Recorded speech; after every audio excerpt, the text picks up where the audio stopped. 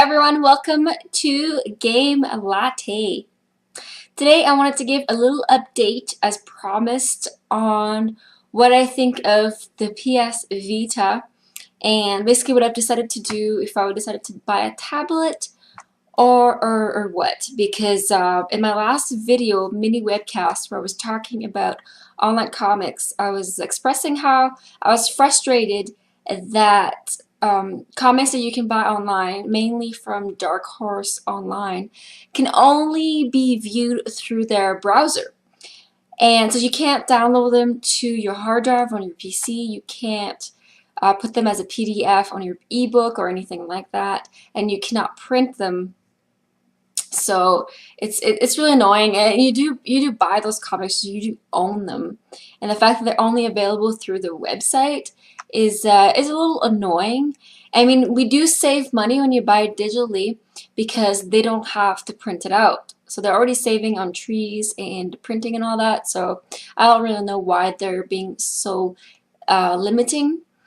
So I was looking around for a tablet so I can take my comics and other things with me, kind of an upgrade to my ebook that I have, which is a Kobo ebook. And I don't mind upgrading because my husband is actually thinking of getting an ebook, and then this way, you know, he can take mine and I can get something that's a little spiffier. So I was really interested in Android tablets. And they're pretty affordable compared to, let's say, the iPad. But the iPad is really nice, and Apple stuff is really slick. So I wasn't too sure. And then there was the PlayStation Vita, the handheld. I've got to already have a PSP. So, but I was really excited about the Vita when it was first announced because it is going to have 3G connection to the internet, satellite internet, I think. So you'll be able to go on Facebook and Twitter and all that on the go, pretty much wherever, and download stuff, games on the go and stuff like that. However, I think, well, from what I hear, first of all about the Vita is that the battery life isn't very long, and then the other thing is that downloading games from the 3G is pretty limited, and it's probably going to take a long time to do. And on top of that, you have to, you know, if you're going to go for the 3G, you need a mobile plan.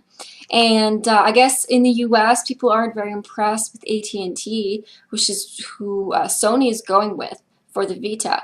See, in Canada, AT&T is actually owned by Rogers Media, and Rogers I always liked. I've never had problems with the Rogers mobile service. I like it much better than the one we have right now, which is TELUS.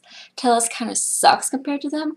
I think the best Canadian mobile is maybe Bell, but they're really more concentrated in the East, and I live in Western Canada, so for me my options are really TELUS and Rogers more. But the problem with Rogers is they don't go north enough. They don't cover the northern region of Canada where I am, so I have to, of British Columbia. So we had to go with TELUS. So compared to that, Rogers AT&T is actually pretty good. So I personally wasn't, you know, oh my God, they're going with AT&T. I really don't care. Yeah, so the thing though about the PlayStation, the PSP, you can't put comics on here. They have their own comic app. However, it's really just a selected titles. You can't have like DC Comics or anything else. It's just whatever is available on the PlayStation Store. So that's really limited. Plus, I have not been able to access the comic store yet. On the PSP in Canada. So to me, you know, the whole reason to get this is to be able to put all kinds of stuff on here. And since the PSP is limited, I'm expecting the Vita to also be a little limited when it comes to that, to just kind of funnel the services into their own store. I mean, it makes sense to do that, but at the same time, it's really limiting. And also, a lot of people say that the Vita is going to have a hard time competing against smartphones. And that's totally true. And if they're going to limit their services like that, like they're doing in the PSP, it's it's going to be really difficult to compete with people who already have iPhones and iPads and whatever Android smartphones and tablets that are out there. At the same time, it's kind of you know, you, you're you're screwed if you do. I don't know. What's that? What's that saying again? Damned if you do and damned if you don't. Because if they didn't do that, they wouldn't be updated. They would just be a gaming machine. And now that they're doing it, they're going to have a hard time competing with what's already out there. So I can't really fault the Vita for going into the social media sphere, because that's really kind of the logical evolution of handhelds, I think, anyway. It makes a lot of sense.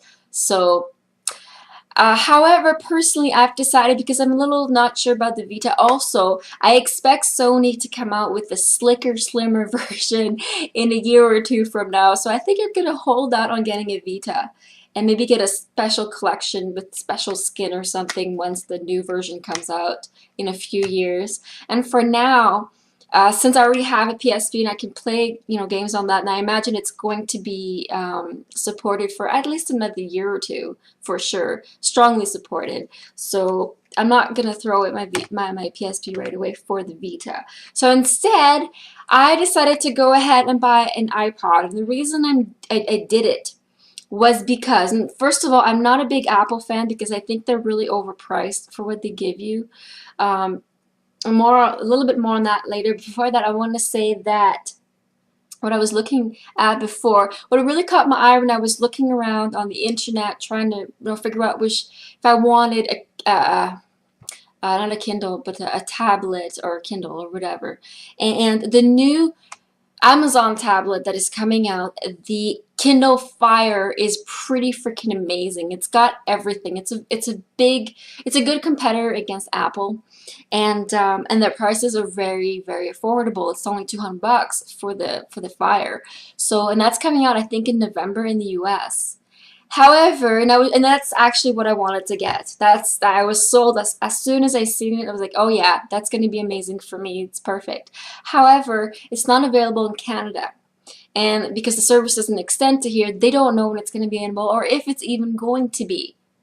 So I was really disappointed with that. And I don't want to wait, forever and forever. I want to take my comics with me right now, amongst other things. So because of the Kindle Fire, Apple, I think anyway, that's my theory, had to drop their prices down. So, $250 for an 8 GB iPod was now $199. So I decided to go and get one right away for the 4G. So this is what I got. And I freaking love it. First of all, I don't need a lot of memory, so getting the 8G wasn't a big deal. I don't listen to a lot of music. For years, I've been listening to music on my PSP on like a 2 GB and 4 GB flash cards or memory cards. So I'm not a really heavy user when it comes to that kind of stuff. So it didn't really bother me. However, I really suggest for most users to probably go up one level and go for the 32 GB one, iPod version. So that's all the apps in there. And you still have my Dark Horse, DC Comics, Netflix, Facebook, Kobo. Yeah, Kobo's on here. So all my existing ebooks that I got from Kobo, I can just put them on here. So I'm so excited about this. I'm very pleased. And I love this thing. It's so slick. I can understand why they charge what they do now that I have an Apple product. I've been in the dark for so long because I'm so stubborn. I won't pay that much for that, but it's really nice. I think once you go Apple, it's really hard to go back. So yeah, I'm really pleased, and it's portable. It's really small. I wanted bigger. I actually wanted an actual tablet to begin with, but that is comparable to my Kobo in size and screen size. But I'm actually don't mind this because when you read comics, there is a zoom feature. I don't know if I can show you. Hold on. Oh, open again. Okay, hold on. So let's go DC. And so there's comics. So it's beautifully colored, and then you can zoom in to stuff. So you can, easily read what's going on. And then double, oops, there you go. And then, this way. I'm doing it backwards. And, do it again, and that's pretty much how you read your comic. Okay, I'm doing it backwards, small. But that's basically how it works. It's so awesome. I love it. Love it. So I'm very pleased, and that's what I decided to go with. Also, I went for the iPod because I already have a phone. I've got an LG Cookie phone, and we just got these in February or January, whatever. And these are, I believe these are on a 2 or 3 year plan. I think it's 2-year plan. So I'm kind of stuck with that for 2 years. And then I'll probably get an iPhone like everybody else after that, since I'm pretty sold on the iPod and Apple stuff. So, and it's gonna be really exciting. But and I got a nice skin with the, you can see, here we go, with decal and stuff to keep it safe. And that's pretty much it for today. As a last word, I'd like to say thank you to everybody that stopped by my Extra Life Marathon on Twitch TV. For anyone that's interested, my live stream is twitch.tv/CindyLM. That is my live channel. I will be having other live events. I'm not sure how often, just because I'm really busy, and I possibly might get a lot busier come February. Keep my fingers crossed. And that's just this project that not project, but basically I'm applying for school, and I don't know if I'm getting in yet, and if I am, then things might have to change. So I don't know how often I'll do the live stream. What I did find about the live stream is that it's really easy and quick, and there's no editing and stuff like that. So you just press broadcast, and there you go, and I love that. I really love that. It's awesome. So I keep looking at my stuff down now, sorry. And yeah, and again, thank you so much for everybody that stopped by for the Extra Life event. That was a charity marathon for the Children's Miracle Network hospitals, right? Did I get that right? I'm pretty sure I did. I'm gonna pull it up right here. But I did meet my goal. I did have to donate to myself though. But that's okay. I was really happy to support this event. And, this is... Oh, here we go. Anyway. This webpage is not available. What's going on? Is my internet's not working? No, it's working. Okay. Sorry, I'm just like... There we go. Okay.